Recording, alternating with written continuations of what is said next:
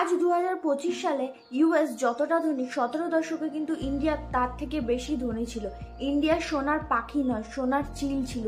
India বিশ্বের সব থেকে বড় কিন্তু এক্সপোর্টার হয়ে গেছিল। এই কথাটি কিন্তু প্লাইনি তার বইতেও স্বীকার করেছে। ইন্ডিয়ার সব থেকে বেশি মণিমুক্ত মতির ডিমান্ড ছিল রোমে। রোমে সব থেকে বেশি ইন্ডিয়া থেকে এক্সপোর্ট হতো। এই এক্সপোর্টের কনসেপ্টটা কিন্তু এইখান থেকেই চালু হয় এবং সরকার এই এক্সপোর্টারদের কাছ থেকে কিন্তু কিছু ইনকাম করা শুরু করে। রোমের কাছে সোনা ছাড়া আমাদের কিন্তু এক্সপোর্ট করার মতো আর কিছুই ছিল না। আর এই সোনা এক্সপোর্ট করে ভারতবর্ষ কিন্তু সব থেকে বড় এক্সপোর্টার হয়ে গেছিল এবং বিশাল বড় লোক হয়ে গেছিল। এই কারণে চন্দ্রগুপ্ত মৌর্যের পরে গুপ্তরা যে শাসন করেছিল তারা চাঁদনির কয়েনের পরিবর্তে তারা কিন্তু সোনার কয়েন ইউজ করতো।